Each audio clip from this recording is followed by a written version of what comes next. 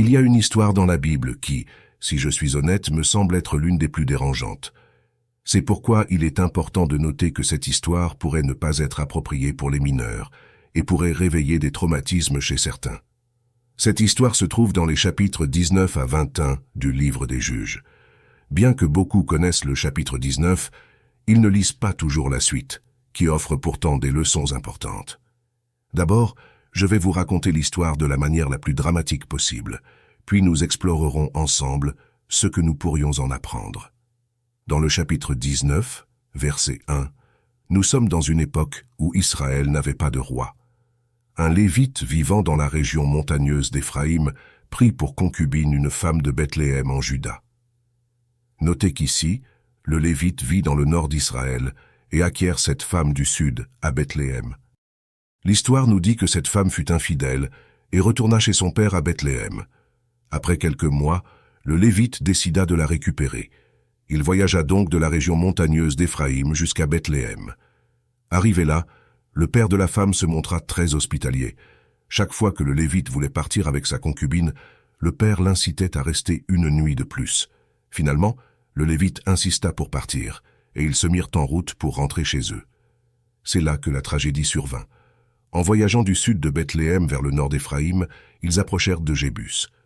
Le serviteur du Lévite suggéra de passer la nuit dans cette ville étrangère, mais le Lévite préféra continuer jusqu'à Gibéa ou Rama. Ils arrivèrent à Gibéa en Benjamin, alors que le soleil se couchait. À leur grande surprise, personne ne leur offrit l'hospitalité, chose pourtant très importante dans la culture israélite. Finalement, un vieil homme les accueillit chez lui. Pendant qu'ils s'amusaient, soudain, les hommes méchants de la ville encerclèrent la maison et frappèrent à la porte. Ils dirent au propriétaire de la maison, le vieil homme, « Amène l'homme qui est venu chez toi, pour que nous puissions coucher avec lui. » C'est à ce moment que l'histoire prend un tournant choquant. Le propriétaire de la maison répondit, « Non, mes frères, ne commettez pas cette atrocité. Cet homme est venu chez moi, ne vous engagez pas dans cette horrible action. Laissez-moi vous proposer ma fille vierge et la concubine de l'homme. Faites-leur ce que vous voulez, mais ne commettez pas ce scandaleux acte contre cet homme. » Parlons-en un peu plus en avance dans cette vidéo. Ce qui va se passer ensuite est impensable, dit-il au verset 25, mais l'homme n'a pas voulu écouter. Puis, il prit sa concubine et la sortit pour eux. Ils l'ont violée et maltraitée toute la nuit jusqu'à l'aube. À l'aube, ils l'ont laissée partir. C'est pourquoi j'ai dit que cette vidéo pourrait être considérée comme inappropriée pour les mineurs et qu'elle pourrait déclencher des souvenirs douloureux de votre passé. Imaginez un groupe d'hommes pervers se relayant pour abuser sexuellement de cette femme toute la nuit, jusqu'au matin. Ils la laissent finalement épuisée. Cette triste histoire de la jeune femme commence au matin suivant. Elle est revenue et s'est effondrée à la porte de la maison d'un homme où se trouvait son seigneur. Imaginez son état, si usé, battue et maltraitée toute la nuit par ces hommes, qu'elle a à peine la force de ramper jusqu'à la maison de cet homme et s'effondre sur le porche. Maintenant, regardons ce qui se passe ensuite. Il est dit que lorsque son seigneur s'est levé le matin, il a ouvert les portes de sa maison et est sorti pour continuer son voyage. Là, il a trouvé la femme, sa concubine, effondrée près de la porte de la maison, les mains sur le seuil. « Lève-toi, dit-il, allons-y. » Mais il n'y a eu aucune réponse. La femme avait été tellement maltraitée qu'elle était morte. L'homme l'a alors mise sur son âne et est rentré chez lui. Ce qui va se passer ensuite est très triste et horrible. Il est dit qu'à son arrivée chez lui, il a pris un couteau, a découpé sa concubine en 12 morceaux et les a envoyés à travers le territoire d'Israël. Chaque tribu d'Israël a vu ce qui s'était passé et a été choquée, car rien de tel n'avait été vu ou entendu depuis que les Israélites avaient quitté l'Égypte. Réfléchissez, discutez-en et parlez-en. Cet homme a découpé sa concubine en 12 morceaux et probablement joint une lettre à chaque morceau, expliquant ce qui s'était passé, commis par ses propres frères, la tribu de Benjamin. Quand les autres tribus ont vu et lu ce qui s'était passé, elles ont été horrifiées car rien de tel ne s'était produit dans leur histoire. Il y a bien plus à raconter dans les chapitres 20 et 21, donc attendez. Mais c'est là que je veux commencer à regarder les leçons que nous pouvons en tirer. La première leçon est qu'en l'absence de responsabilité dans nos vies, nous avons tendance à dévier. Regardez le chapitre 19 des Juges, le verset 1 que nous avons lu plus tôt. Mais je vais le relire. À cette époque, quand il n'y avait pas de roi en Israël, toi et moi, quand nous n'avons pas à être responsables, quand il n'y a aucune crainte de devoir expliquer ou être responsable de nos décisions et actions, nous sommes plus susceptibles de prendre de mauvaises décisions car nous pensons pouvoir agir isolément, sans devoir répondre à personne. C'est exactement ce qui se passait en Israël. Il n'y avait pas de roi.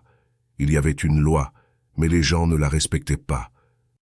La deuxième leçon que je veux aborder est la suivante. Assurez-vous de traiter chaque être humain en tant que porteur de l'image de Dieu. Cet homme disait qu'il n'est pas bien que d'autres fassent ce qu'ils veulent avec sa fille et sa concubine. Sa mentalité était que la vie et la vertu de cet homme valèrent plus que sa propre fille et sa concubine. Nous devons nous en assurer, et c'est pour cela qu'il est important de ne pas regarder des sites et des choses inappropriées. Si vous voulez arrêter de voir des choses en ligne que vous savez ne pas devoir regarder, pensez à toutes les filles que vous voyez comme des porteuses de l'image de Dieu, comme si c'était votre fille. Imaginez si vous aimeriez que quelqu'un regarde votre fille faire les choses que vous voyez à l'écran. Mais voici le troisième point que je veux souligner dans cette vidéo. Plus nous nous éloignons de Dieu, plus nous devenons vulnérables à faire des choses que nous n'aurions jamais imaginé faire. Vous verrez, en examinant le livre des Juges dans son ensemble, une nation de personnes qui se sont lentement éloignées de Dieu. Ce que vous voyez dans les chapitres 19 à 21 est le point culminant de cet éloignement de Dieu et montre jusqu'où la nation s'est détournée de lui. Mon ami, toi et moi ne sommes pas différents. Si nous ne maintenons pas une connexion étroite avec Dieu, si nous nous éloignons de lui, nous, comme les Israélites, nous retrouverons à faire des choses que nous n'aurions jamais pensé faire.